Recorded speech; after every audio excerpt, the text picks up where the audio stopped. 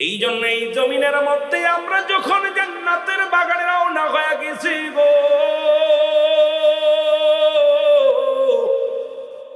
প্রতিটা কদমে কদমে আমার আল্লাহ রাব্বুল আলামিন বান্দার জীবনের সগীরা গুনাহগুলো মাফ করে দিয়েছে। জোরে বলা যাবে না সুবহানাল্লাহ। কি গুনাহ মাফ হয়েছে? সগীরা গুনাহ মাফ হয়ে গেছে মুসলমান। আমি পিরাইটা আলোচনার মধ্যে যে বলি, জান্নাতের বাগানে রওনা দেওয়ার কারণে প্রতিটা কদমে কদমে আমার আল্লাহ রাব্বুল আলামিন বান্দার জিন্দেগির সগীরা গুনাহগুলো মাফ করে দেয়।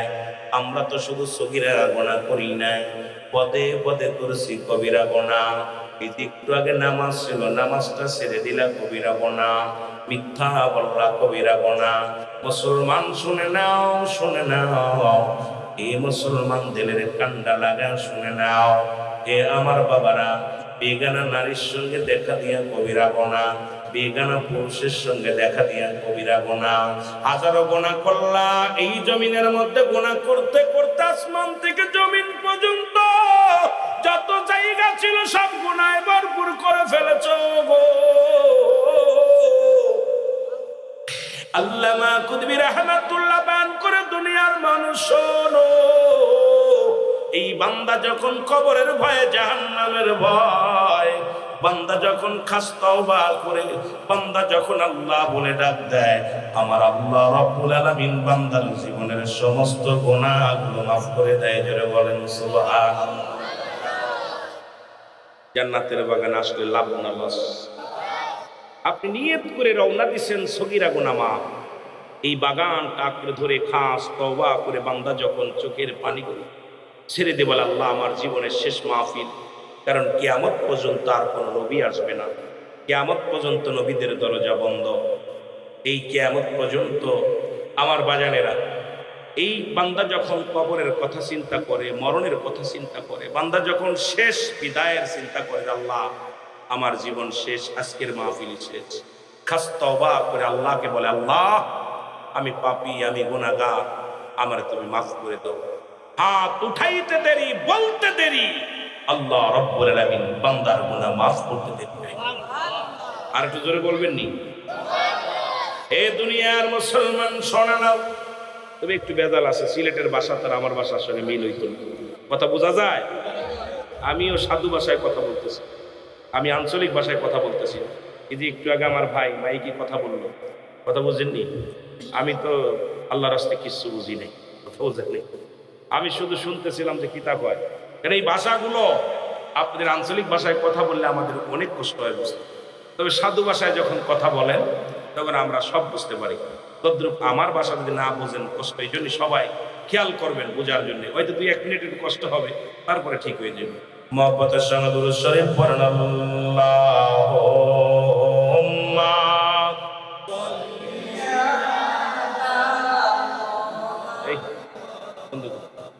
আলহামদুলিল্লাহ। আল্লাহর কসম, আমি মিথ্যা বললে একচুল মিথ্যা নয়। আমি জাফলংয়ে যখন মাহফিলে আসলাম, আমার ফুলতলি সাহেব কেবলা তখন জিন্দা, তখন আমি 2001 সাল মনে হয় সম্ভব। উনি আমার ডান পাশে এরকম বসে আছে, আমি 2.5 ঘন্টা আলোচনা করছি, উনি কোনো মাহফিলে বসে থাকে না, কিন্তু ওই দিন উনি আমার বলছে, বাদান তুমি আলোচনা করো, আমি শুনবো। তখন আমার সবে মাত্র ছোট ছোট দাড়ি, উনি ওনার ওয়াজ আমার ওয়াজে বয়া বয়া আলোচনা করো বাবা, আলোচনা শুনতেছে। এরপরে ওনার ওই জাফলংয়ের জমিনে ওনার একজন খাদেম ছিল, উনি তখন বিয়ে করে নাই, বুড়া হয়ে গেছে, ও স্ত্রী ইমাম ছিল।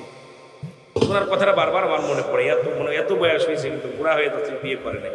তা হুজুর আপনি বিয়ে করলেন না? আমার হুজুরি আমার দেখছে না, হুকুমও দেয় নাই, আমি বিয়েও করতাম না। তো হুজুরের সামনে তো যায়, হুজুর তো কোনোদিন বলে নাই বাবা বিয়ে করছেন, আমার তো জিগেই নেই। আমি তো কি কয়, তারপর হুজুরের সাথে আমি সচরাচর চলি, আমি অনুষ্ঠানে যাই, মিলাদ হুজুরের মাহফিলে যাই। তারপর আমার এলাকায় হুজুর আমার খানকায় অনেকবার আসছে, হুজুর তো কোনোদিন আমার জিগাইনি বাদান বিয়ে করছো কিনা। তা আমি কছি, তা বিয়ে হুজুর বলে না, তা বিয়ে করবে না? না আমি আর সংসার করবো না, এভাবেই কাটাই দেবো দিন। আমি তামসা আছে, কথা বলছেন। তা উনি, আল্লাহর কি মহিমা আমার এখনো মনে পড়ে, ওই মাহফিলে আমার আলোচনার পর উনি বললো, বাবা আমি আধা ঘন্টা কথা বলবো, আধা ঘন্টার মতো মিলাদ দিব, দোয়া করবো। আমার জীবনে ওই বসে থাকতে অনেকগুলো প্রোগ্রামে শরিক হয়েছে, আল্লাহ আমার সাথে অনেকগুলো মাহফিলে শরিক হয়েছে। উনি অনেক মাহফিলে, এবং ওনার যে সাহেবজাদারা আছেন, ওনার আহলে বায়াত আছে, এখন অনেক মাহফিলে আল্লাহ পাক দয়া করে দেখা হয়, কথা বলি। হয়তো আমি আলোচনা করতে চলে আসি ভিতরে, হয়তো আমি আলোচনা করে নামছে চলে আসে, এরপর উনরা কথা বলার পর আমি আলোচনা করি। অনেক মাহফিল উনরা আগে কথা বলে চলে যায়। তা বিশেষ করে উনি ওই দিন, আমি আমার জীবনে দেখিনি এত সময় বসে থাকতে একজন মাহবুব বান্দা। বসে পড়ে ওরা রয়েছে। তারপরে আমারে উনি মিলাদে যখন টান দিছে, ওই দিন আমার জীবনে প্রথম আমার গায়ের পশমগুলো শিরশিরায় উঠছে। খালি আল্লাহ হুম্মা বলে যখন টান দিছে, অজিব গুন্না দিয়ে একদম আল্লাহুম্মা বাঙ্গা বাঙ্গা গলার মধ্যে টান দিছে। আমার মনে হয়েছিল আকাশ থেকে যেন ঠান্ডা পানি শীতলের মতো নামতেছে। আমি এত সুন্দর লাগছে। প্রতিটা মানুষ মিলাদ শরীফ যখন টান দিছে, যে রাসূলের ইশকে মহব্বত এত পরিমাণ ছিল তার ভিতরে, আল্লাহুম্মা বলে ডাক দেওয়ার সঙ্গে সঙ্গে প্রতিটা মানুষের কলিজা ঠান্ডা হয়ে গেছে। সুবহানাল্লাহ। আল্লাহুম্মা সাল্লি আলা মুহাম্মাদ।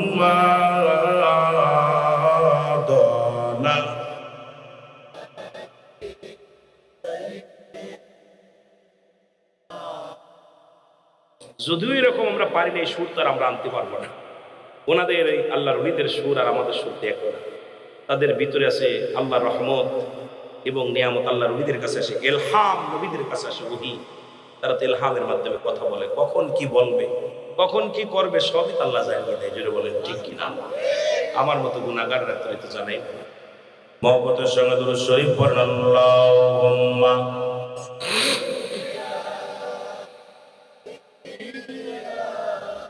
মাওলানা মুহাম্মাদান সাইয়্যিদিনা। এ ভাইরা আমার, বন্ধুরা আমার, যে কথা বলতেছিলাম, কিয়ামত পর্যন্ত কোন নবী আইব না গো। কিয়ামত পর্যন্ত তওবার দরজা খোলা। আর মানুষের মৃত্যু হয় দুইটা টাইম, একটা হলো রাতের বেলা, একটা হলো দিনের বেলা। ও যুবক, দিলের কান্ডা লাগা শুনে নাও, দুইটা টাইমে মরণ হয়। একটা হলো রাতের বেলা, একটা হলো দিনের বেলা। দিন শুরু করেছিলাম, মৃত্যুবরণ করি নাই।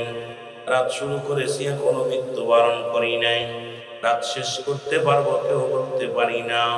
এই জন্য আমার সামনে একটু খাস তওবা করেন, কারণ কিয়ামত পর্যন্ত যেহেতু নবী আইব না, নবীদের দরজা বন্ধ, তওবার দরজা খোলা। আজকের এই মাহফিলে এসে যেন গুনাহ মাফ করিয়া নিয়ে যেতে পারি। সবাই একটু চক্ষু দুইটা বন্ধ করে জীবনের গুনাহের কথা মনে করে পড়েন, আস্তাগফিরুল্লাহ রাব্বি মিন কুল্লি যামবি ওয়া তুবু ইলাইহি লা হাওলা ওয়ালা কুওয়াতা ইল্লা বিল্লাহিল আলিয়্যিল আযীম। লা ইলাহা ইল্লাল্লাহু মুহাম্মাদুর রাসূলুল্লাহ সাল্লাল্লাহু আলাইহি ওয়াসাল্লাম। আশহাদু আল্লা ইলাহা ইল্লাল্লাহু ওয়াহদাহু লা শারীকা লাহু। আশহাদু আন্না মুহাম্মাদান আবদুহু ওয়া রাসূলুহু। জোরে জোরে চিল্লায় বলা যাবে না মারহাবা। এই যে আপনারা তওবা করলেন, প্রতিটা মাহফিলে যে তওবা করে নেবেন। যদি আপনার জীবনের শেষ মাহফিল হয়ে যায়, ভাগ্য খুলে যাবে। কারণ গুনার বোঝা নিয়ে মাথায় নিয়ে এসেছি, গুনার বোঝা মাথায় নিয়ে যেতে চাই না। জোরে বলেন ঠিক। এই দুনিয়ার মুসলমান শোনা নাও, গভীর মনোযোগ, তওবা করলাম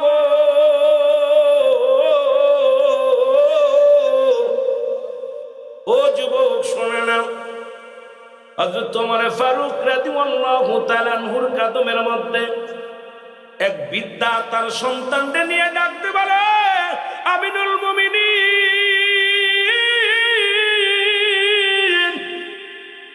আমি আমার ছেলেকে আপনার কদমের মধ্যে আনছি গো। আমার ছেলের বিচার করা লাগবে, জোরে বলেন মারহাবা। আর একটু জোরে। আমার যুবক বাজানরা আছেন, গভীর মনোযোগ। খলিফা হযরত ওমর ফারুক ডাকতে বলে, বৃদ্ধা ও কি হয়? বলে আমার ছেলে। কি হয়? ও আমার ছেলে। বলে কিসের বিচার? বলে তিনটা অপরাধ করেছে আমার সন্তান, গুরুতর অপরাধ করেছে, তিনটা অপরাধ করেছে। এই অপরাধের বিচার আপনার কদমের মধ্যে আমি দিলাম। খলিফা হযরত ওমর ফারুক রাদিয়াল্লাহু তাআলা আনহু ডাকতে বলে, বৃদ্ধা তোমার ছেলে কি কি অপরাধ করেছে বলো। বলে হুজুর, এক নাম্বার অপরাধ আমার সন্তান এই পৃথিবীর মধ্যে মানুষ খুন করেছে। আমি আপনাদের কাছে জানতে চাই, মানুষ খুন করা পাপ না গুনাহ? গুনাহ না সব? ধরে বলেন কি? এটা তো মামুলি ব্যাপার। এখন দেখি আজ কয়টা দিন বড় দুঃখ লাগে। ওরা নেটের মধ্যে গেলে দেখি মাসুম বাচ্চাগুলোকে জিম্মি করিয়া লক্ষ টাকার দাবি করেছে, বাবা দিতে পারি নাই, কলিজার টুকরা সন্তানের বিদায় করিয়া গো এই জমিনের মধ্যে ফেলে রাখছে। আইরে নিষ্ঠুর পৃথিবী, আইরে নিষ্ঠুর জামানা, নিষ্ঠুর পৃথিবী। আমার ভাইয়েরা, খলিফা হযরত ওমর ফারুক ডাকতে বলে, বৃদ্ধা তোমার সন্তান কি অপরাধ করেছে বলো। বলে হুজুর, এক নাম্বার অপরাধ আমার ছেলে মানুষ হত্যা করেছে। বলে এটা গুরুতর অপরাধ। 2 নাম্বার অপরাধ কি বলো। বলে 2 নাম্বার অপরাধ সে জিনা ব্যভিচার করে। জোরে জোরে চিল্লায় বলা যাবে না নাউজুবিল্লাহ। 2 নাম্বার অপরাধ সে জিনা ব্যভিচার করে। 3 নাম্বার অপরাধ আমার সন্তান সে মাদক সেবন করে গো। কি করে? মাদক সেবন করে। 3টা অপরাধ, বড় বড় 3টা অপরাধ রে মুসলমান শোনো। খলিফা হযরত ওমর ফারুকের চোখ দুটি লাল হয়ে গেছে। আর যখন বিদ্যার মুখে এই কথাগুলো শুনেছে, বিদ্যা ডাকতে বলে, এইবার খলিফা হযরত ওমর ফারুক ডাকতে বলে, বিদ্যা ও বিদ্যা শোনো গো, তোমার সন্তান যে অপরাধ করেছে, যে গুরুতর অপরাধ করেছে, এই শাস্তির বিধান তার মৃত্যুদণ্ড। এই পৃথিবীর মধ্যে তাকে মৃত্যুদণ্ড দেওয়া হবে। যুবক ডাকতে বলে, হুজুর আপনার বিচার আমি মেনে নিলাম, আপনার বিচার আমি জানি আপনি নাই পরানয় বাদশাহ, আপনার কাছে অন্যায় বিচার পাবো না। আমার আব্বাজান যখন সকালবেলা আমার হাত ধরে বলেছিল, হে বৎস চলো হযরত ওমরের কদমের মধ্যে, আমি না বলি নাই, কারণ আমি জানি আপনার কদমের মধ্যে গেলে ন্যায় বিচার পাবো। আমি আপনি যে বিচার করবেন সব বিচার আমি মাথা পেতে মেনে নিলাম। জোরে জোরে চিল্লায় বলা যাবে না আল্লাহু আকবার। আর একটু জোরে জোরে চিল্লায় বলেন আল্লাহু আকবার। দুর্নীতির ওই জায়গায় বসে জাহির করে জ্ঞান, বলো দুর্নীতির ওই জায়গায় বসে জাহির করে জ্ঞান। কলম দিয়া কামায় টাকা, কলম দিয়া কামায় টাকা, আবার ধরে সাধুর ভানোরা। শিক্ষিত শয়তানোরা, শিক্ষিত শয়তানোরা, শিক্ষিত শয়তানোরা। জোরে জোরে বলেন ওরা শিক্ষিত শয়তান, ওরা শিক্ষিত। ওরা বলো জাতির নাকি মহামারী মহাতম, ফাইলে কলম ঠেকাইয়া সালাইউরা নির্যাতন। ওরা হলো জাতির নাকি মহামারী মহাতম, ফাইলে কলম ঠেকাইয়া সালাইউরা নির্যাতন। ঘুষের টাকায় ওদের ভুড়ি, ঘুষের টাকায় ওদের ভুড়ি করে যে টান টান। ওরা শিক্ষিত শয়তান, ওরা শিক্ষিত শয়তান, ওরা ওরা শিক্ষিত। আবার স্কুল কলেজের দিকটা ভাই দেখো না চোখ মেলিয়া, মেয়েরা সব বই ছাড়িয়া আছে শুধু প্রেম লইয়া, ঠিক কিনা? স্কুল কলেজের দিকটাও ভাই দেখো না চোখ মেলিয়া, ছেলেরা সব বই ছাড়িয়া আছে শুধু প্রেম লইয়া। আরে অস্ত্র যে তার সঙ্গের সাথী, অস্ত্র যে তার সঙ্গের সাথী, হইতেছে মস্তান। ওরা শিক্ষিত শয়তান, ওরা শিক্ষিত শয়তান, ওরা বড় আশ্চর্যজনক। যত জাতিরে মডেলিং করতেছি, যত ডিজিটাল করতেছি, তত এই দেশের উপরে খুন খারাপি, হত্যা, লুট, লুচ্ছামি, বদমাইশি, গাঁজা, মদ, ইয়াবা ততই চালু হচ্ছে। জোরে বলেন ঠিক কিনা? যতই জাতিকে আমি উন্নতি করতে চাই, ততই জাতি আজকে রসাতলে। এদেশে হক্কানি ওলি আল্লাহ এসেছিল এই সমস্ত মানুষদেরকে আগাছাগুলো দমন করিয়া ফসল ফলানোর জন্য। এই জন্য তাদের কদমের ছোঁয়া লাগিয়া অসংখ্য মদখোর আল্লাহওয়ালা হয়ে গেছে, অসংখ্য বেনামাজি নামাজি হয়ে গেছে, অসংখ্য খারাপ প্রকৃতির মানুষ বড় আল্লাহকে ডাকতে ডাকতে আল্লাহর ওলি হয়ে গেছে। জোরে বলেন ঠিক কিনা? কিন্তু এমন একটা জামানার মধ্যে আমরা আছি, ভয়ঙ্কর জামানা, মুসিবতের জামানা, গজবের জামানা। প্রতিটা বাড়ির মধ্যে জিনা ব্যভিচার, অন্যায়, জুলুম, প্রতিটা বাড়ির মধ্যে সুদ, প্রতিটা বাড়ির মধ্যে ঘুষ। এত ওয়াজ নসিহত, প্রতিনিয়ত ওয়াজ হয়, মোড়ে মোড়ে ওয়াজ হয়, মোড়ে মোড়ে বক্তা আসিয়া আলোচনা হয়। দেখা যায় আজকে মানুষের ইমানের পরিবর্তন নাই, একটা মানুষের পরিবর্তন নাই। স্কুল কলেজ বাড়ছে, আলেম ওলামা বাড়ছে, মুসলমান কিন্তু ইমান একেবারে একদম ঘাটতি আছে রে মুসলমান, ইমান একেবারে দুর্বল। জোরে জোরে বলেন ঠিক কিনা? খলিফা হযরত ওমর ফারুক ডাকতে বলে, যুবক তুমি কি বলতে চাও? তুমি মানুষ হত্যা করেছো, জিনা করেছো। ও যুবক, দিলের কান্ডা লাগা শোনা নাও। এই জিনার প্রতি তুমি গুনাহ করেছো, বিশাল বড় গুনাহ করেছো। এই গুনার জন্য তোমার মৃত্যুদণ্ড। যুবক বলে, হুজুর আমি মেনে নিলাম, তবে আমার বিচারের আগে আমার আব্বা জানের বিচার করা লাগবে। জোরে বলা যাবে না আল্লাহু আকবার। খেয়াল করবেন আমার মুরব্বি ইকরাম, আজকে যারা গার্জিয়ান আছেন সচেতন হয়ে যাবেন আলোচনার পরে। এই জন্য আমি বলি, শুধু চ্যাংরাদের দোষ দিলে চলবে না। আজকে নিজেরাই দোষী হয়ে গেছি, তাদের মুসলমান নষ্টের মূল আমরা। যুবক ডাকতে বলে, খলিফা আমিরুল মুমিনিন, আপনি জানি আপনি ন্যায়পূর্ণ নয় বাদশাহ, আপনার কাছে আমি অন্যায় বিচার পাবো না। এই জন্য আপনার কাছে আমার ছোট্ট একটা দাবি, আমার বিচার করার আগে আমার আব্বাজানের বিচার করা লাগবে। জোরে বলা যাবে না আল্লাহু আকবার। খলিফা আমিনুল মুমিনিন ডাকতে বলে, যুবকরে তুমি কার বিরুদ্ধে অভিযোগ করো? জল হযরত ওমর ফারুক ডাকতে বলে, যুবক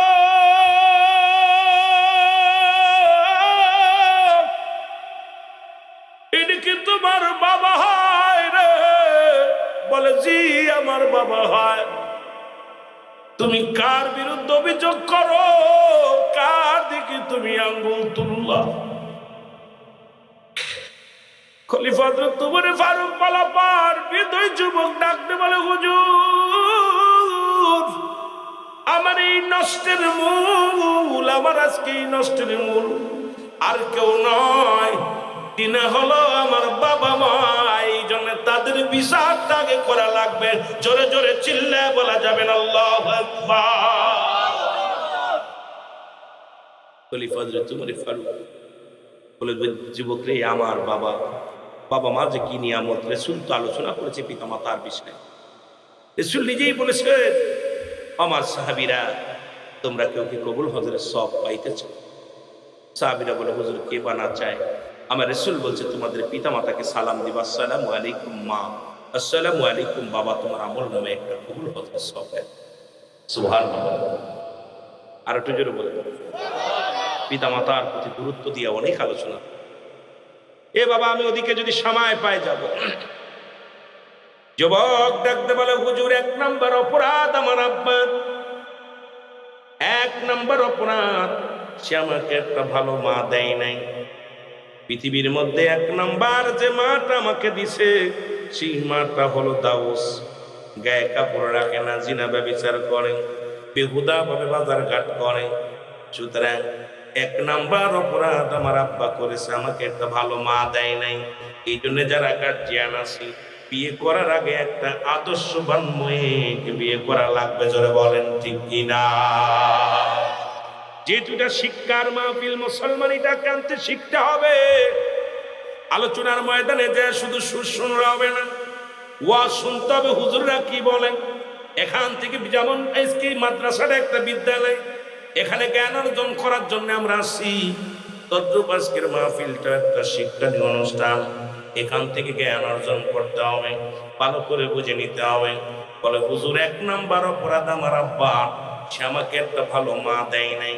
কারণ এমন একটা মায়ের গর্ভে আমি জন্ম নিছি, জীবনের সেই মা পর্দার বিধান মানে না, ইসলামের বিধান মানে না, কোরআন হাদিস পারে না, জানে না ইসলামের বিধান কি। এই মা কিছুই বোঝে না। এই জন্য অপরাধ করেছে আমার আব্বা জান।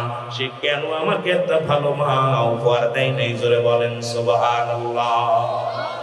আর একটু জোরে বলেন আল্লাহু আকবার। এ ভাইরা আমার, যে সমস্ত যুবক ভাইরা বিয়ে করো নাই, ও যুবক, তোদের হাতে ধরে বলে যায়, পায়ে ধরে বলে যায়, সিলেটের যুবকেরা, তোরা লন্ডন প্রবাসী, বাংলাদেশের মধ্যে একটা আমরা দ্বিতীয় লন্ডন বলি, সিলেট জেলাকে বলি দ্বিতীয় লন্ডন। আর শাহজালালের পুণ্যভূমি, এই পুণ্যভূমির মধ্যে জিনা ব্যভিচার চলতে পারে না। এই পুণ্যভূমিটাকে পবিত্র রাখার দরকার আছে কিনা? যদি রাখতে হয় রে যুবক, শোনে না। ও যুবক, যারা বিয়ে করো নাই তাদের জন্য আমার দাবি থাকবে। যারা করে ফেলেছ, এখন তো আমরা করেই ফেলেছি, আর কি করা। এখন চেষ্টা করতে হবে ভালো করার জন্য। যারা করো নাই, বাবা মার কাছে দাবি করবা, মা গো জীবনে একটা দাবি করবা আপনার কাছে। যদিও একটা ফ্যানসা লোক আমার শ্বশুর হয়, একজন দিন মজুরি যদি আমার শ্বশুর হয়, এমন একটা মেয়ের সঙ্গে আমার বিবাহ দিবা, যে মেয়েটা পর্দার বিধান মানে, নিজে বাজার করে না, নিজে বেপরদায় চলে না, যে মেয়েটা কোরআন শরীফ পড়তে জানে, নামাজের বিধান জানে, ইসলামের বিধান জানে, কালেমা, নামাজ, রোজা, হজ, যাকাত, এই পাঁচটা ইসলাম বই তার মধ্যে একদম পরিপূর্ণ আছে। যদি না থাকে রে মুসলমান, শুনে নাও, কারণ আমাদের মুসলমান আর তিনটা আমানতদারি। এক নাম্বার ওই মেয়েটা হবে সে আমি স্বামীর আমানতদারি, দুই নাম্বার হলো মুসলমান আমলদারি, তিন নাম্বার হবে সে খেদমতদারি। এই তিনটা গুণ যেন অবশ্যই সেই মেয়ের মধ্যে থাকে। জোরে বলেন সুবহানাল্লাহ। ও যুবক, কেমন একটা মেয়ে যদি তোর জীবন সঙ্গিনী হয় গো, এই দুনিয়ার মধ্যে মুসলমান, শোনো তুই ভাগ্যবান। আবার মাইকের আওয়াজ যত দূর পর্যন্ত যায়, আমার মারা যারা আলোচনা শোনেন, আমি মাদেরও বলবো, মা গো বিয়ের আগে একবার 1000 বার বাবা বসিয়া, আজ ইটালি পায়া বলে যাবা না, লন্ডন পায়া বলে যাবা না, বলবা আমি একজন রিক্সা চালক স্বামী হোক, দিন মজুরি স্বামী হোক, মসজিদের ইমাম হোক, মুয়াজ্জিন হোক, ওই স্বামীটা আমাকে হালাল খাদ্য খাবে, ওই স্বামীটা আমার ইমানদার স্বামী হবে, 5 ওয়াক্ত সালাত আদায় করবে। এই স্বামীটা কোনোদিন অফিসে বইসা ঘুষ খায় না, অফিসে বইয়া সুদ খায় না। ও মা, ও আমার আব্বা জান, এমন একটা স্বামী আমাকে দিবেন যে স্বামীটা যেন 5 ওয়াক্ত সালাত আদায় করে, আমাকে পর্দার বিধান মানতে বাধ্য করে, আমাকে নিয়ে যেন বাইরে না যায়, আমাকে যেন ইসলামের বিধান অনুযায়ী সে যেন আমাকে পৃথিবীর মধ্যে আমাকে দেখাশোনা করে। জোরে বলেন সুবহানাল্লাহ। আমার বাজানেরা বলে, হুজুর 2 নাম্বার অপরাধ, এর 1 নাম্বার অপরাধ আমার আব্বার, 2 নাম্বার অপরাধ শোনো গো,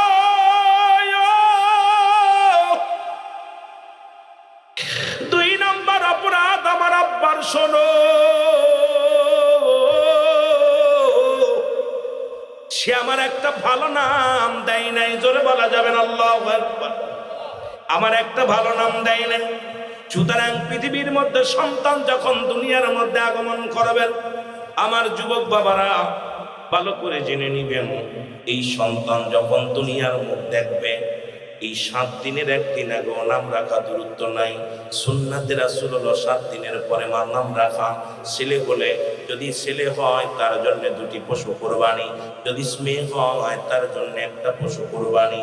মুসলমান শোনো, দিলের কান্না লাগা শোনো, ওই 7 দিন যখন অতিবাহিত হয়ে যাবে, এরপরে তার মাথার চুলগুলো ফেলে দিবা, এরপরে হাত পায়ের নখগুলো কাটবা, সুন্দর একটা নাম রাখবা, সুন্নাত তরিকায় সুন্নতে সুন্দর একটা নাম রাখবা। আজকে আমার সমাজের সন্তানগুলো নষ্ট হওয়ার মূল হলো একটাই, আমি হিসাব করে মিলাইলাম, রাসূল বলছে সুন্নাতে তরিকা সুন্নাতে রাসূল হলো 7 দিনের একদিন আগে নাম রাখা গুরুত্ব নাই। আমাদের ছেলে মেয়ে বিয়ের আগেই নাম রাখা হয়ে যায়। দেখা যায় বিয়ে করেছেন, বাসর রাত্রে নাম রাখা হয়ে যায়। দেখা যায় দুজন স্বামী স্ত্রী যুক্তি করে, যদি একটা মেয়ে হয় নাম রাখবো কি, ছেলে হয় যদি নাম রাখবো কি। মুসলমান, আবার আমার দেশে আলতাসন শুরু হয়ে গেছে। আলতাসন করে যখন ধরা পড়ে মেয়ে, নাম রাখা কমপ্লিট, যদি ধরা পড়ে ছেলে, নাম রাখা কমপ্লিট না রে বাজান না। এই সন্তানগুলো সুন্নাত তরিকার মধ্যে আসে না, সুন্নাতের মধ্যে আসে না। এই জন্য এই সন্তানগুলো বড় হয়ে যদি আলেম হয়, ও হয় বলৎকার, যদি ও হয় আলেম ও হয় ঘুষখোর, যদি ও আলেম ও হয় দুর্নীতিবাজ, যদি ও হয় আলেম মুসলমান, যদিও ইলম অর্জন করে কিন্তু আমল তার ভিতরে থাকবে না। অসংখ্য মানুষ এই ভিতরে পড়ে যাবে। কারণ হলো সুন্নাত তরিকার মধ্যে কোনো সন্তান যদি না আসে, এই সন্তানগুলো ইসলামের বিধান মানতে পারে না। জোরে জোরে চিল্লায় বলা যাবে না, ঠিক কিনা? এই ভুলটার কারণ অধিকাংশ সন্তান বড় আলেম হয়েছে দেন বলৎকার, বড় আলেম বড় চোখ জায়গায় দেয়া টুপি মাথায়, এরপরে গাজার ব্যবসা করে, ইয়াবার ব্যবসা করে, দুর্নীতি করে, মিথ্যা মামলায় সাক্ষী দেয়, অসংখ্য দুর্নীতির মধ্যে তারা জড়িত, ঘুষ দেয়, সুদের মধ্যে অসংখ্য মানুষ। এই জন্য আমি আপনাদেরকে বলবো, সন্তানাদি দুনিয়ার মধ্যে আগমন করলে সুন্নাত তরিকার বিধান মানতে হবে। রাসূলের সুন্নাত তরিকা যদি আপনি না মানেন, এই সন্তান ইসলামের মধ্যে আপনি শুধু শুধু মানুষ করছেন, অমানুষ হয়ে গেছে, মানুষ হতে পারবে। আমার ভাইয়েরা, আমার বন্ধুরা, আমার গভীর মনোযোগ। 3 নম্বর অপরাধ, ও মুসলমান শোনো, আমার আব্বা জানের 3 নম্বর অপরাধ। সেই অপরাধগুলো হলো, আমার আব্বা জান আমাকে কোন ইসলামের জ্ঞান শিক্ষা দেয় নাই। আমি আপনাদেরকে বলে যাই, বাবা ছেলে ল পড়াইছেন কোথায়, লন্ডন নিয়ে, ল পড়াইছেন আমেরিকা নিয়ে, মুসলমান বড় ইঞ্জিনিয়ার করছেন, দার্শনিক করেছেন, পৃথিবীর মধ্যে মাস্টার করেছেন, মুসলমান বড় বড় অফিসার করেছেন, কিন্তু তাকে কোরআনের জ্ঞান তারে শিক্ষা দেন নাই, হাদিসের জ্ঞান তারে শিক্ষা দেন নাই। এই সন্তান একদিন আপনার বুকের মধ্যে লাথি মারবে। মুসলমান শুনে নেন, এই জন্য দুনিয়ার মধ্যে মেয়ে হোক আর ছেলে হোক, যখন দুনিয়ার মধ্যে আসবে, নিম্নতরে তারে নামাজের নিয়ম কানুনগুলো শিক্ষা দিবেন, জানাজার নিয়ম কানুনগুলো শিক্ষা দিবেন, পর্দার বিধানগুলো শিক্ষা দিবেন, হারাম হালালের বিধানগুলো শিক্ষা দিবেন। ও মুসলমান শুনে নাও, আপনার সন্তান হোক ডাক্তার, হোক ইঞ্জিনিয়ার, হোক বড় অফিসার, যাই হোক না কেন, নিম্নতরে যদি আপনি ইসলামের জ্ঞান তার ভিতরে থাকে, সে জীবনেও ফুসখোর হবে না, সুদখোর হবে না। আজকে ইসলামের জ্ঞান না থাকার কারণে দুর্নীতির 1 নম্বরের শীর্ষে চলে গেছে আমার সমাজের মুসলমান শিক্ষিত সমাজ। ধরে বলেন ঠিক কিনা? কথা বোঝেন? শিক্ষিত সমাজ দুর্নীতির 1 নম্বরে। আমি হিসাব করে মিলায়ে দেখছি, আমার দেশের এক রিক্সা চালক দুর্নীতিবাজ না, আমার দেশের ভ্যান চালক দুর্নীতিবাজ না, আমার দেশের কৃষক দুর্নীতিবাজ নয়, আমার দেশের বড় বড় ডিগ্রি নিয়ে যারা এই চেয়ারে বসেছে, এরাই হলো বাংলাদেশের শীর্ষস্থানীয় শীর্ষ কাতারের দুর্নীতিবাজ। জোরে বলেন ঠিক কিনা? কারণ তারা ইসলামের জ্ঞান শিক্ষা নেই, তাদের ভিতরে নেই।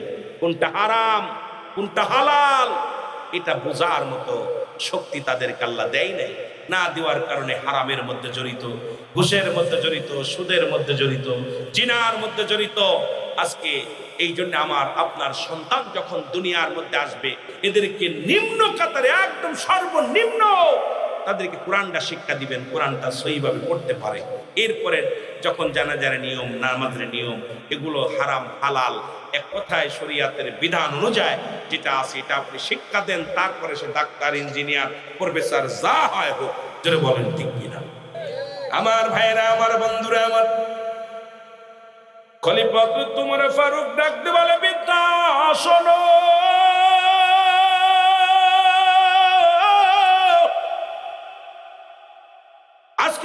সন্তান নষ্ট হওয়ার মূলে তুমি।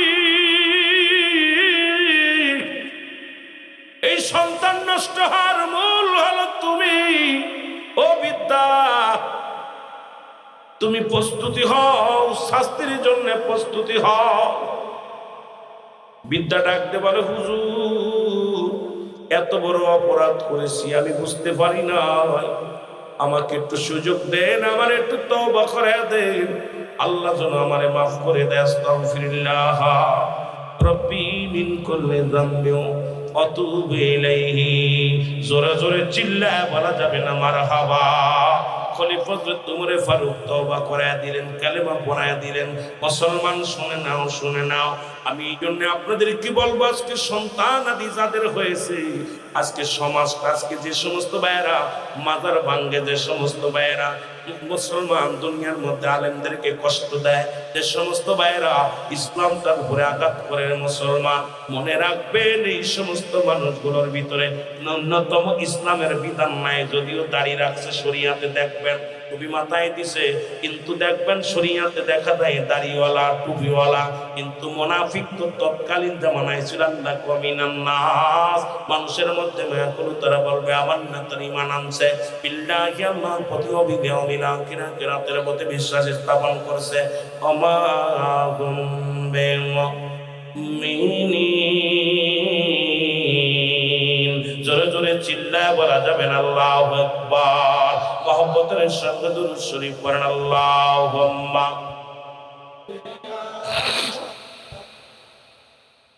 একটু জোরে পড়েন না, মুহাম্মাদ।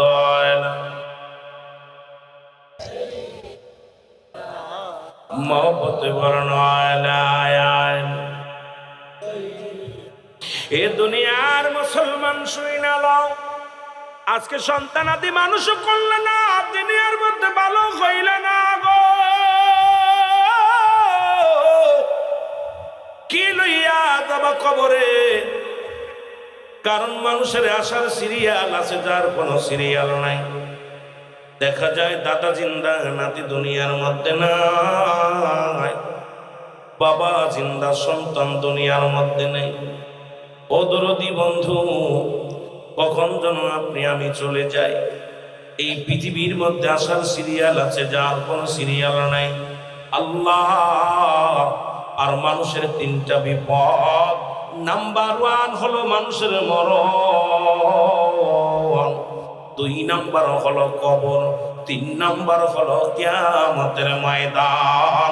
জোরে জোরে চিল্লায় বলা যাবে না আল্লাহু আকবার। মহব্বতে চিল্লায় বলেন আল্লাহু আকবার। তুমি ভাবছো কি রে মন, তুমি ভাবছো কি রে মন, কবরের জিন্দেগি হবে তোমারই আপন। হায় রে, কবরের জিন্দেগি হবে তোমারই আপন। লা ইলাহা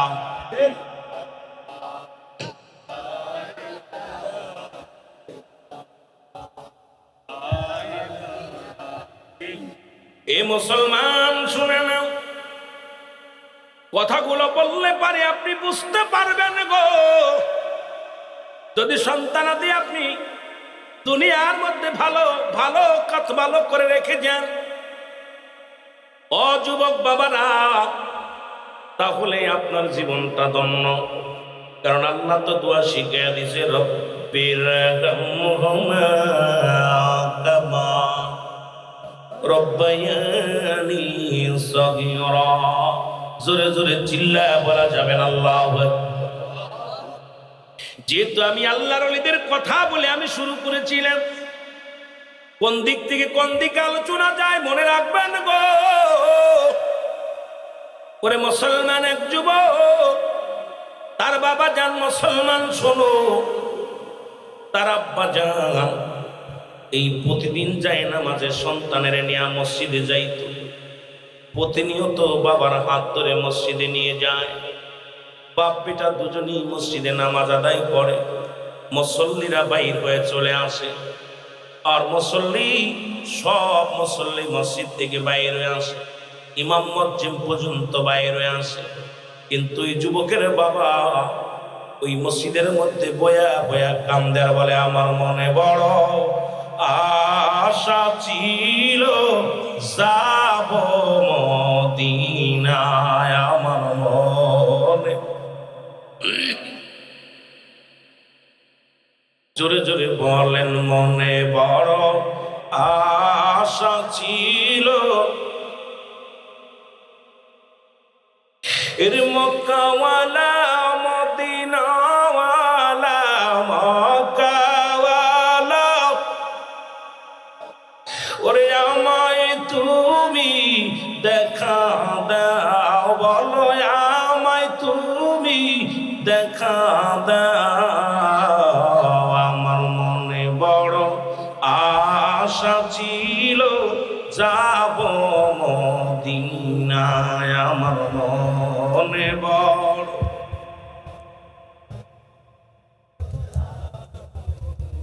এই আরব সাগর পাড়ি দিব, নাই তোমাদের তরি,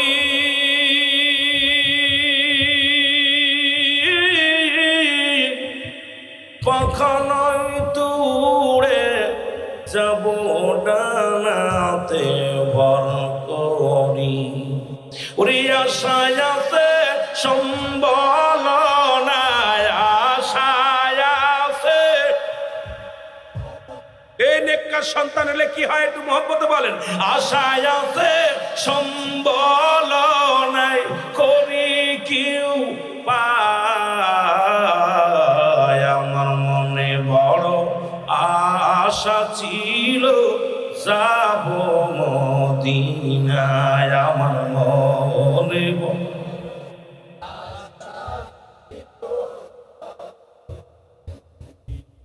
এ দুনিয়ার মুসলমান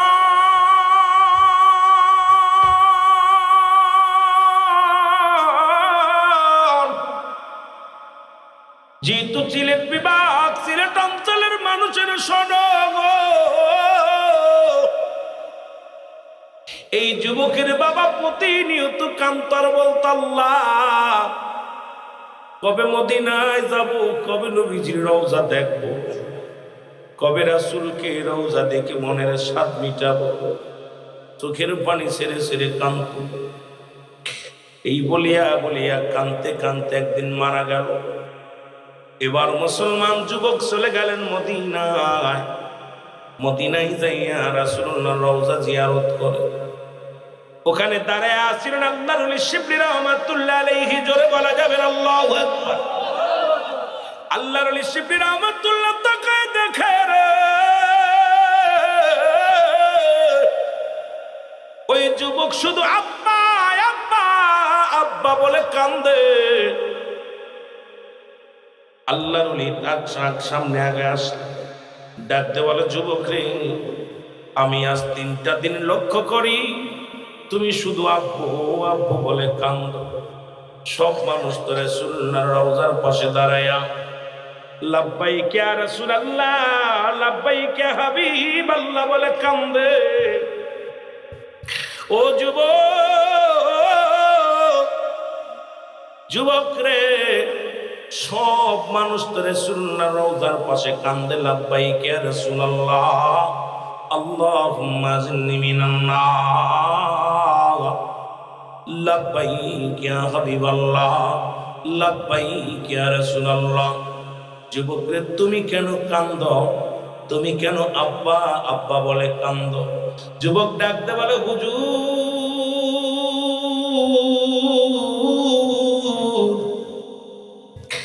আজকে আমি মদিনা শরীফ জিয়ারত করতে এসেছি, রাসূলুল্লাহর রওজা জিয়ারত করতে আসলাম। এসে দেখি আমার আব্বার রঙের কত মানুষ দেখা যায় গো। আমার আব্বার নামের সাথে কত নাম মিলে যায়, আমার আব্বার চেহারার সঙ্গে কত চেহারা মিলে যায় রে। আজকে আমার আব্বা জান দুনিয়ায় নাই, আমি কান্দি, আমার আব্বার কথা মনে পড়ে যায়। আল্লাহর ওলি শিবলি রহমাতুল্লাহ ডাকতে বলে, যুবক রে, তুমি কেন কান্দ? চোখের পানি মুছে ফেলো। সবার তো চিরদিন বাবা বেঁচে থাকে না। তুমি যার রওজার পাশে দাঁড়ায় দাঁড়ায় কান্দো যুবক, এই নবীও ছিল এতিম, আমিও শিবলি রহমাতুল্লাহ, আমিও এতিম, আমার মা নাই বাবা নাই। যার রওজার পাশে তুমি দাঁড়ায় দাঁড়ায় কান্দো, এই নবীজি যখন 6 মাস তার মায়ের গর্ভে, দুনিয়া থেকে বাবা তার চিরবিদায়। রাসূলুল্লাহর বয়স যখন 6 বছর, মা দুনিয়া থেকে বিদায়। 6 বছর 7 মাস যখন বয়স, রাসূলুল্লাহর দাদা দুনিয়া থেকে বিদায়। আরে এমন এতিম নবী রে, এমন এতিম নবী গো, এই এতিম নবীর পাশে দাঁড়ায় দাঁড়ায় তুমি কান্দো যুবক। যুবক ডাকতে বলে, হুজুর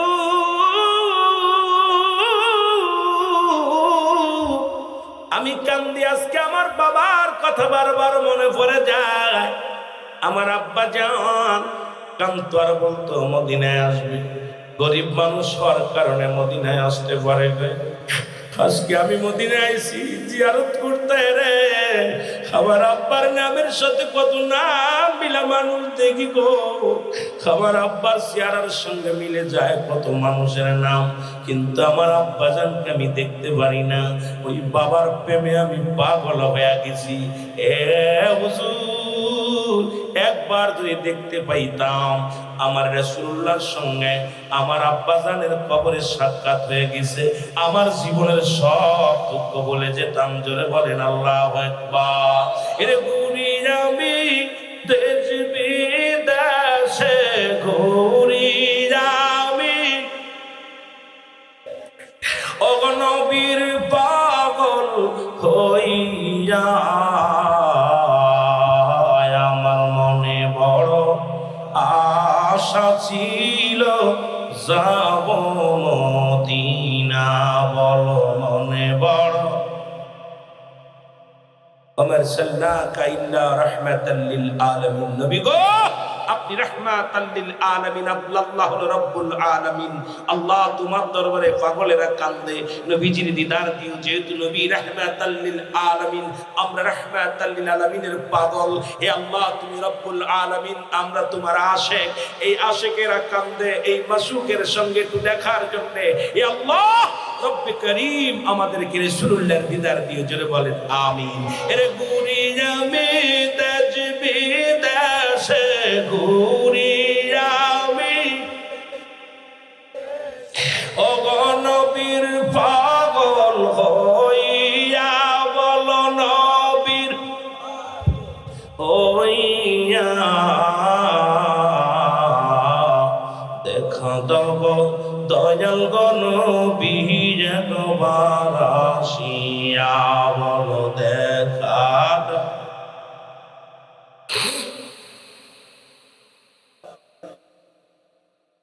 ওই সিলেট জেলার আশিক পাগল হইয়া দিওয়ানা, নবী গো হইয়া দেওয়ানা।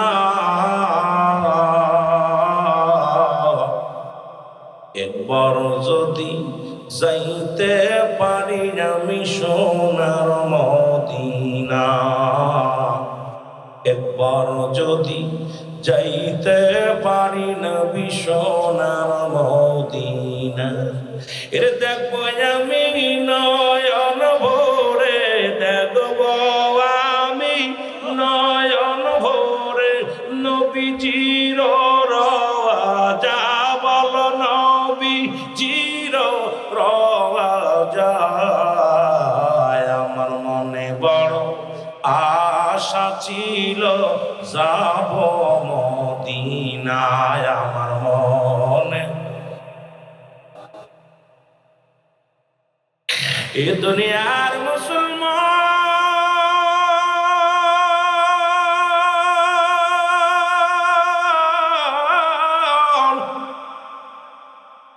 আল্লাহর ওলি শিবলি রহমাতুল্লাহ তাকায় তাকে, যুবকটা নবীর প্রেমে দিওয়ানা হয়ে কান্দে গো। শিবলি রহমাতুল্লাহ সঙ্গে সঙ্গে 2 রাকাত নামাজ আদায় করলেন। আদায় করিয়া রব্বে কারিমের দরবারে দুটি হাত উঠায় কান্দে বলে, মালিক, জীবনে কত ইবাদত বন্দেগী করলাম গো, জীবনে আমার জন্য আপনার কাছে কিছু চাই নাই রে আল্লাহ। জীবনে আমি শিবলি আপনার কাছে কিছু চাই নাই। আজকে এই যুবকের চোখের পানি, সন্তান বাবার ভালোবাসা দেখে আমি পাগল হয়ে গেছি। আরে আমরা এমন সন্তান রেখে গেলাম রে, 14টা হল সন্তান। ও যুবক, পিতা মাতার প্রতি মুসলমান 14টা হক, 7টা হলো মৃত্যুর আগে, 7টা হলো মৃত্যুর পরে।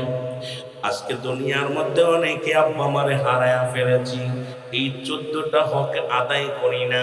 তার মধ্যে 1 নম্বর তাদের জন্য সব রেশনি করা, 2 নম্বর তাদের জন্য মাগফিরাত কামনা করা, 7 নম্বর তাদের জন্য সময় করে বেশি বেশি জিয়ারত করা।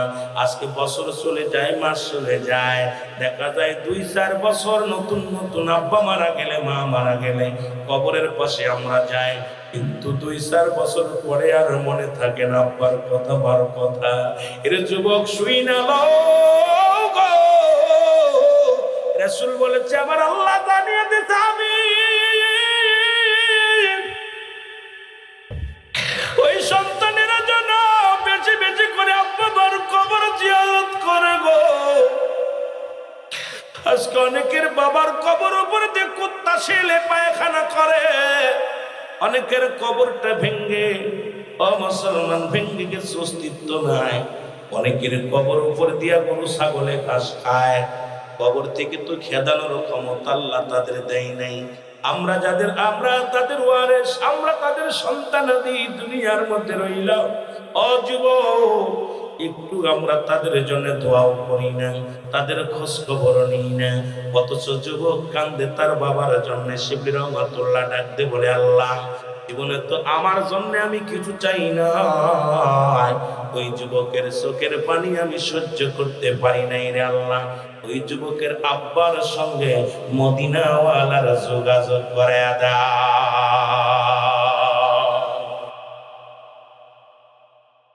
সিলেটবাসী, মৌলভীবাজারের যুবকের শোনো গো,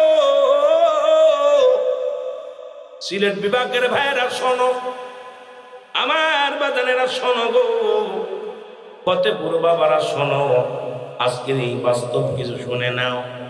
আল্লাহর ওলি উকলাতি করেছে কার জন্যে?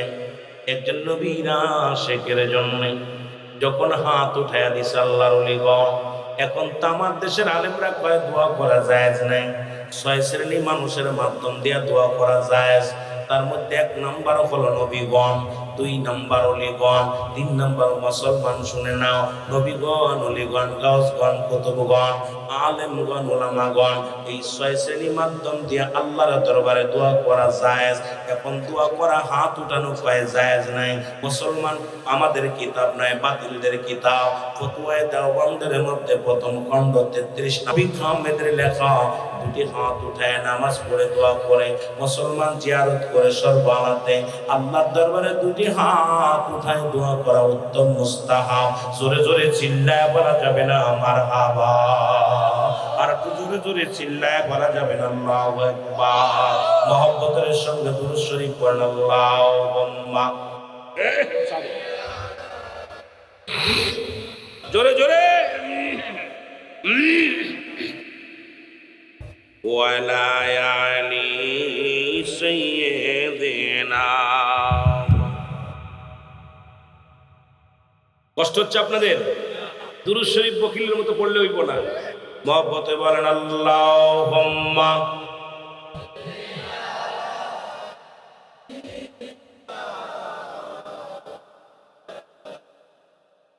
ওয়ালা আলি সাইয়্যিদিনা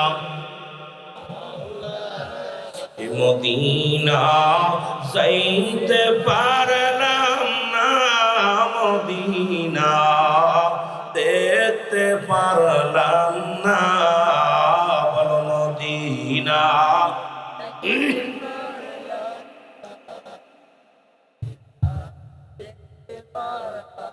আমি অসহায় তাই এত দূরে রই, বলো অসহায় তাই দূর থেকে সালাম জানাই, বলো দূর থেকে সালাম জানাই। মদিনা যাইতে পারলাম না, মদিনা মহব্বতে বলেন মদিনা যাইতে পারলাম না, মদিনা মদিনার নাম কত মধু,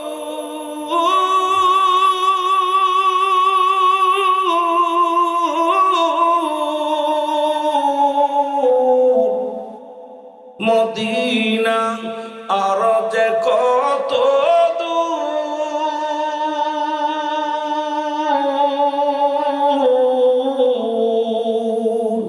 ওই মদিনার পথের ধুলি, ওই মদিনার মাখতে পারলাম না, মদিনা যাইতে পারলাম না, মদিনা মহব্বতে বলেন মদিনা যাইতে না, মদিনা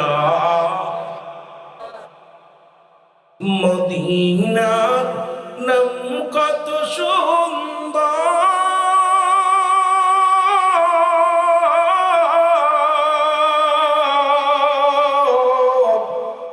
মদিনা কেড়ে সে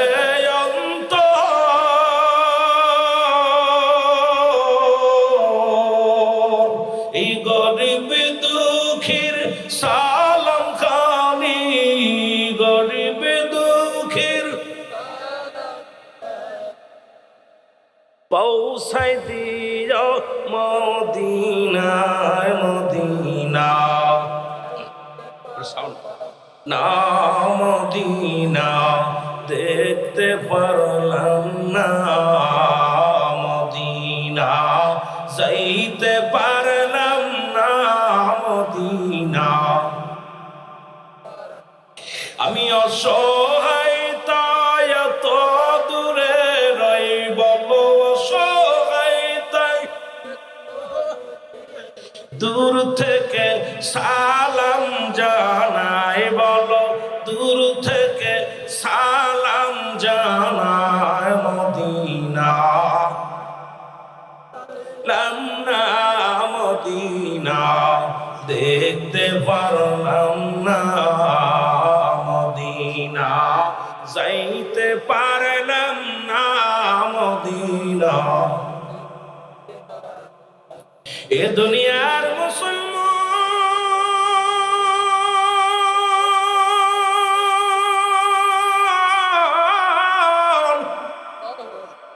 যে কথাগুলো বলতেছি দিলের কান্ডা লাগা শোনো গো। আল্লাহর ওলি যখন হাত উঠা দিছে গো, কই ওলিদের কাছে যাওয়া যায় না, বীরের কাছে যাওয়া যায় না, যাব কোথায় বলে দাও। আল্লাহ ওলি যখন দোয়া করেছে, শিবলি রহমাতুল্লাহ হাত উঠায়া দিছে, যুবক একটা চিৎকার মেরে দিয়ে বলে হুজুর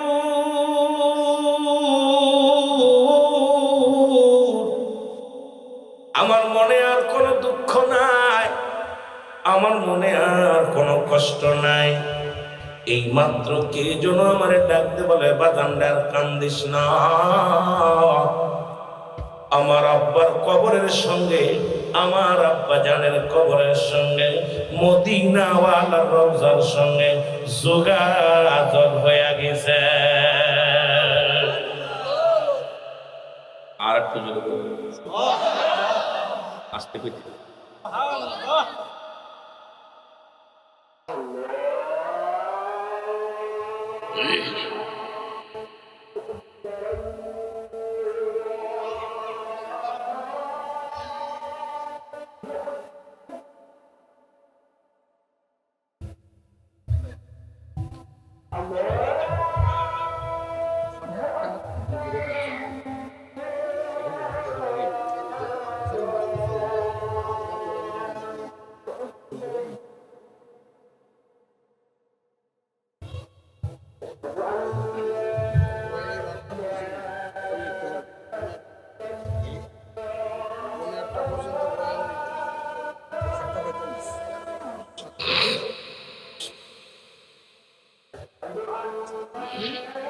এই বসেন বসেন বসেন, ওয়াজ হবে, আজানটা শেষ হইল।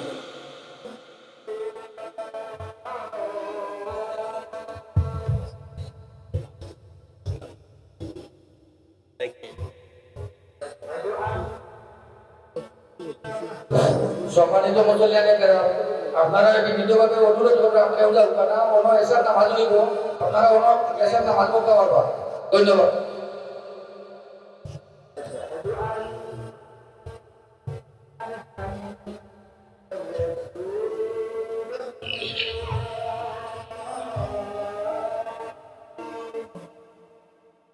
সাড়ে সাতটা তো জামাত শুনবে,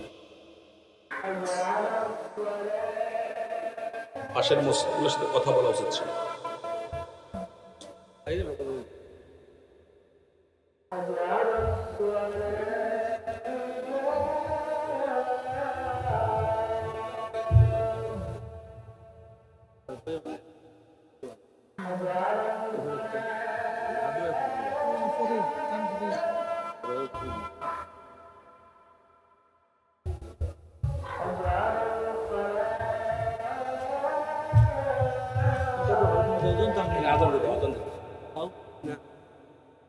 আজান দিয়ে পর তারপর আলোচনা ছিল।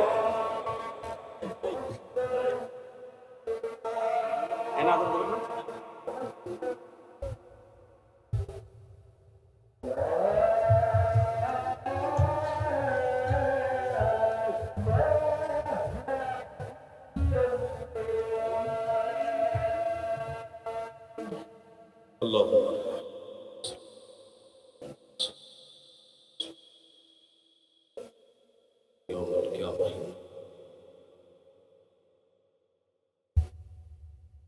আলহামদুলিল্লাহ বলেন, আর একটু জোরে বলেন আলহামদুলিল্লাহ। অনেক ভাইয়ের উঠে গেছেন না, এখানে জামাত হবে, অরিজিনালি এখানে জামাত করবে, জামাতের পরপরই ওলামা ইকরাম আলোচনা করবে। সুতরাং দেশভরের ওলামা ইকরাম আসছেন, যাদের আলোচনা শোনার জন্য আপনারা বসে আছেন। এখন তো সবে মাত্র সন্ধ্যা শুরু হলো, তবে আপনাদের হাজিরায় আমি খুশি, যদিও আর একটু আগে আসা উচিত ছিল, কিন্তু আপনাদের ইসের মধ্যে পোস্টারের মধ্যে লেখা আছে, উল্লেখ আছে কোন বক্তা কখন আলোচনা করবে, যেহেতু আগে আগে রওনা দেওয়া উচিত। দেখবেন বাতিলরা যখন মাহফিল হয় একদিন আগে যে শুয়ে আছে, একদিন আগে যা শুয়ে আছে, কয়দিন 2 দিন আগে আইসি, একদিন আগে আইসি, কারণ আলোচনা শোনার জন্য। কিন্তু আমাদের সুন্নি ভাইদের ভিতরে অনেক কর্মী, এটা রাসূলের মহব্বত অন্তরের ভিতরে আছে, কিন্তু আমলের দিকে অনেক কোনো দিন আমরা দুর্বল, আমলটা করতে চাই না। যেটা বলেন ঠিক কিনা? একটু মহব্বতের সঙ্গে দুরূদ শরীফ পড়েন। আল্লাহুম্মা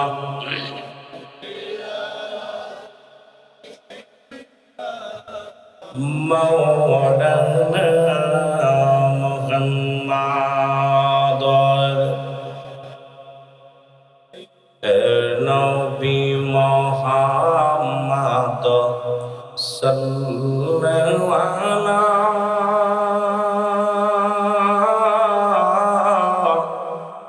আপনার দুরুদে আসে খয়তলা নবী, মহব্বতে বলেন নবী মুহাম্মদ সাল্লাল্লাহু আপনার দুরুদে আসে খয়তলা, বলো আপনার দুরুদে আসে খয়, আপনার দুরুদ পড়ে আমার আল্লাহ তাআলা,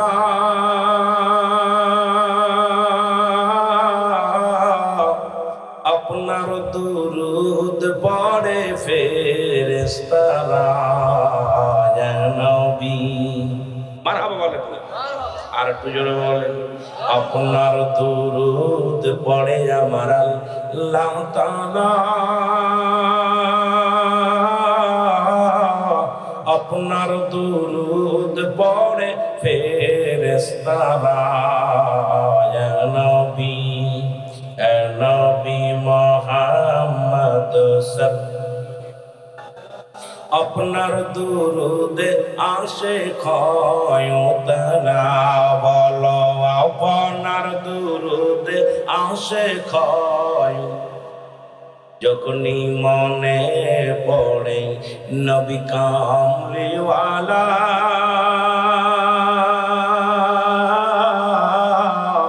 দুরুদ বানায় আসে গলার মালা। নবী বলেন নবী মোহাম্মদ আপনার দুরুদে আসে ক্ষয়তনা, বলো আপনার দুরুদে কাঙ্গালের এই মিনতি শোনো মদিনাওয়ালা। আমরা যার কিছু চাই না, চাই শুধু কদম তলায়। নবী মোহাম্মদ সাল্লাল্লাহু আপনার দুরুদে আসে ক্ষয়তলা, বলো আপনার দুরুদে আসে ক্ষয়তলা। আল্লাহুম্মা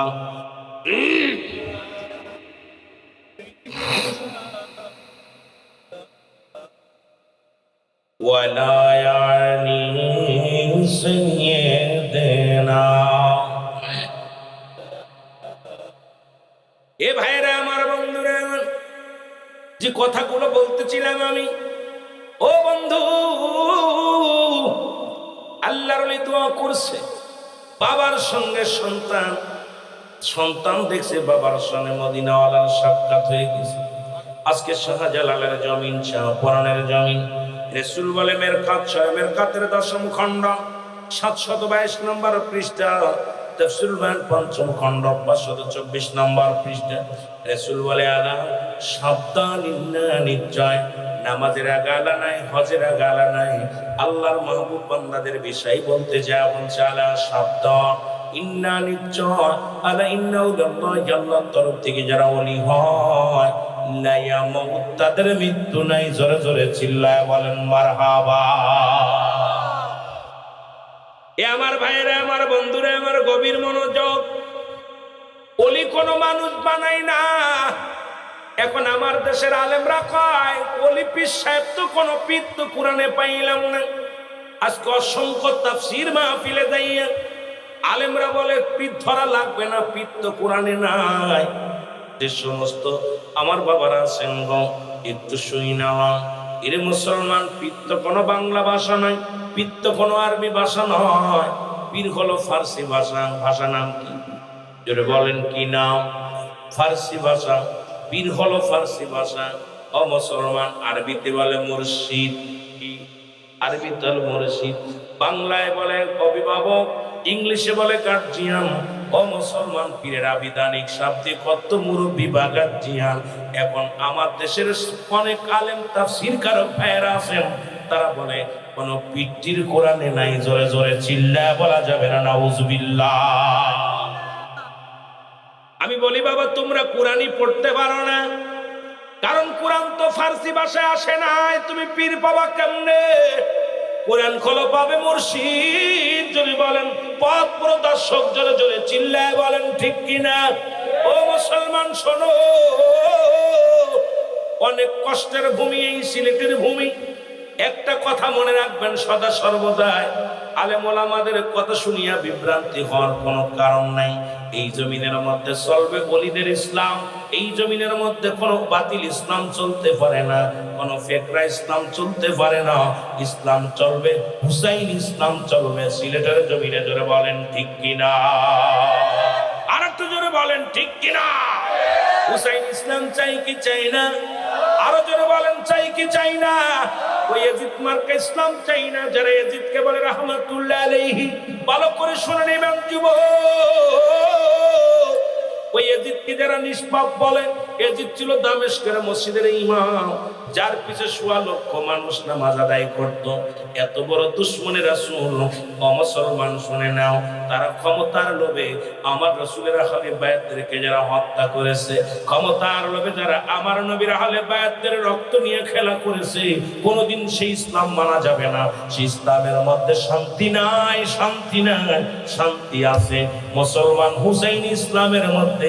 আর হুসাইন ইসলাম পালন করে আল্লাহর মাহবুব বান্দা, আল্লাহর ওলি গণে। জোরে বলেন ঠিক কিনা? এখন শুরু করছে কয়েক নবীরাও দল করতো, নবীরাও রাজনীতি করতো। আমি নবীর রাজনীতির নাম কি ছিল আমি এটা জানতে চাই। রাসূলুল্লাহ যে রাজনীতি করেছিল এই রাজনীতির নাম কি? কথা কই না। কোন ইসলাম? মুসলমান শুনে নাও, নবী কোন ইসলাম? এরে আমার নবীর যে আদম আলাইহিস সালাম থেকে শুরু করে আদম নবী যেটা জানিয়ে দিছে আমার নবী সেটা জানিয়েছে। আদম নবী বলে লা ইলাহা ইল্লাল্লাহ, ইব্রাহিম কয় লা ইলাহা ইল্লাল্লাহ, মুসা বলে লা ইলাহা ইল্লাল্লাহ, মুসলমান ঈসা বলে লা ইলাহা ইল্লাল্লাহ, ইব্রাহিম কয় লা ইলাহা ইল্লাল্লাহ, আমার নবীও কয় লা ইলাহা ইল্লাল্লাহ। নাই কোনো ইলাহ এক আল্লাহ ছাড়া। আদম কয় লা ইলাহা ইল্লাল্লাহ, নাই কোনো ইলাহ ইল্লাল্লাহ এক আল্লাহ ছাড়া। আদম শফিউল্লাহ, আল্লাহকে পার একমাত্র ঠিকানা আমি নবী। আয় যুবক শুনে নাও, শুনে নাও। ইব্রাহিম কয় লা ইলাহা ইল্লাল্লাহ, নাই কোনো ইলাহ ইল্লাল্লাহ আল্লাহ ছাড়া। ইব্রাহিম খলিলুল্লাহ, আমি আল্লাহর একজন রাসূল। এ মুসলমান লা ইলাহা ইল্লাল্লাহ। ঈসা কয় রূহুল্লাহ। ও মুসলমান শুনে নাও, এর লা ইলাহা ইল্লাল্লাহ ঈসা রূহুল্লাহ। এর মুসা কয় লা ইলাহা ইল্লাল্লাহ, মুসলমান মুসা কালিমুল্লাহ। আর আমার নবী কয় লা ইলাহা ইল্লাল্লাহ মুহাম্মাদুর রাসূলুল্লাহ। জোরে জোরে চিল্লায়ে বলেন সুবহানাল্লাহ। এর সব নবী তো এসেছিল কালেমার দাওয়াত নিয়ে গো। এটা কোন নতুন কোন কালেমা নয়, এটা পুরান কালেমা। আর এই কালেমার জন্য নবীজি রক্ত ঝরাইছে। জোরে বলেন ঠিক কিনা? আরো জোরে বলেন ঠিক কিনা? সিয়ারের জন্য নবী রক্ত ঝরান নাই, গদির জন্য নবী রক্ত ঝরান নাই। আমার নবী দুনিয়ার মধ্যে রাজত্বের জন্য নবী রক্ত ঝরান নাই, নবীজি ক্ষমতার লোভে রক্ত ঝরান নাই। আজকে নবীজি রক্ত ঝরাইছে শুধু কালেমার জন্য, দ্বীনের জন্য। জোরে বলেন ঠিক কিনা? জোরে বলেন ঠিক কিনা? আর আমরা রক্ত ঝরাই ক্ষমতার জন্য, আমরা রক্ত ছড়াই সিয়ারের জন্য, আমরা রক্ত ছড়াই গদি ঠিক রাখার জন্য। আমার নবী রক্ত ছড়াইছে গদি ঠেকানোর জন্য নয়। নবী রক্ত ছড়াইছে মুসলমান ক্ষমতা পাওয়ার জন্য নয়, মসনদ ধরার জন্য নয়। নবীজি রক্ত ছড়াইছে লা ইলাহা ইল্লাল্লাহ, নাই কোনো ইলাহ ইল্লাল্লাহ এক আল্লাহ ছাড়া। আল্লাহ ছাড়া দ্বিতীয় কেউ রব নাই, কোনো মালিক নাই। আল্লাহকে পার একমাত্র ঠিকানা আমি নবী রাহমাতাল লিল আলামিন। জোরে জোরে চিল্লায়ে বলা যাবে না মারহাবা। রাসূল কেমন রক্ত ঝরাইছে নবীজি আমার গো। আম্মা জান আয়েশা সিদ্দিকা বলে ইয়া রাসূলুল্লাহ, ইয়া হাবিবাল্লাহ, নবী গো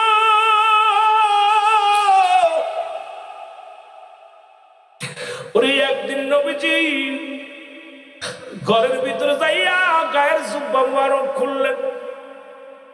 আম্মা জান থেকে দেখে রাসূলুল্লাহর গায়ের মধ্যে বড় বড় দাগ, রাসূলের গায়ের মধ্যে বড় বড় দাগ দেখা যায়। ডাকতে বলি ইয়া রাসূলুল্লাহ, ইয়া হাবিবাল্লাহ, নবী গো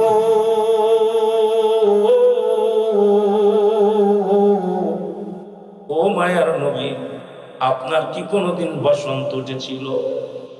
আপনার কি কোনোদিন বসন্ত রোগ হয়েছিল? আল্লাহর নবী কয় না না। বলে নবী গো তাহলে কিসের দাগ? আমার নবী কয় সারা পৃথিবীর মধ্যে তোমার নবীর গায়ে পৃথিবীর কোন মশা মাছি লাগতে পারে না। আজ পর্যন্ত রাসূলুল্লাহ রওজার উপর দিয়ে কোন পাখি উঠতে পারে না। জোরে বলেন ঠিক কিনা? কিয়ামত পর্যন্ত রাসূলুল্লাহ রওজার উপর দিয়ে কোন পাখি উড়ে যাবে না। পাখিটা উড়ে যায় দূর দিয়ে, আর রাসূলুল্লাহ রওজার উপর দিয়া ওড়ে না। আরে মুসলমান, সেই নবীকে সম্মান করো, সেই নবীরে কষ্ট দাও। তোমাদের কি জ্ঞান হয় না? তোমাদের কি জ্ঞান হয় না? আমার বাবারা দিলের কান্ডা লাগায় শুনে নাও। আমার নবী কায়সারে আমার গায়ে কোনো বসন্ত হয় না। এই দাগগুলো আমার কালেমার দাওয়াত রে। আমি ইসলামের দাওয়াত নিয়ে যখন মুসলিমদের কাছে গিয়েছি, এই পাথরের আঘাত মারিয়া আমার সোনার দেহখানা ক্ষত বিক্ষত করে ফেলেছে। এক একটা দাগ আমার উম্মতের দাওয়াত দেওয়ার জন্য এই দাগগুলো হয়েছে। আম্মা জান দোয়া করে, আল্লাহ আল্লাহ, যারা এই দাগ যারা মেরেছে তাদেরকে তুমি হালাক করে দাও। আমার নবী হাতটা নামায় দেখায়, সারে হাত নামায় ফেলো।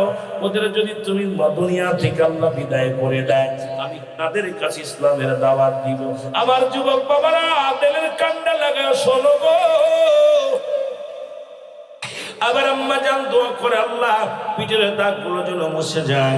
আমার নবী কান্দার কয়সারে না, এই দাগটা দেখে দেখে, এক একটা দাগ দেখে দেখে আমি নবী এক একটা দাগের বিনিময় আমার অসংখ্য পাপী উম্মতদেরকে নাজাত দিয়া জান্নাতে নিব। রাসূলের মহব্বত সেই নবীর বিরুদ্ধে কথা বলে, সেই নবীকে বলে নবীও মানুষ, আমরাও মানুষ। ও যুবক, এখনো সময় আছে। দয়াল নবীর প্রেম ভালোবাসা যার অন্তরে যতটুকু, তার ইমান বলতে ততটুকু।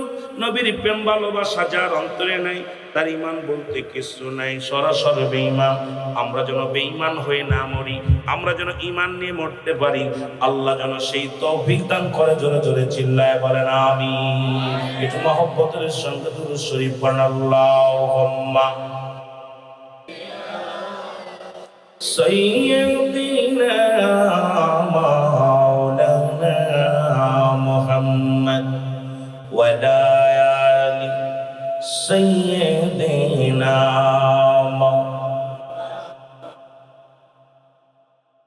আমরা একটু দোয়া করব, দোয়া করার পর নামাজ হবে, নামাজে ছুটি হবে। যেহেতু নামাজ বাদ গেলে আপনারা ক্ষতিগ্রস্ত হয়ে যাবেন। সবাই একটু আবার তওবা করে আস্তাগফিরুল্লাহ রব্বি মিন কুল্লি যামবি ওয়া আতুবু ইলাইহি। সকলে বলুন আল্লাহুম্মা আমিন। জীবনের পঞ্জীভূত গণার কথা মনে করিয়া মাবুদের দরবারে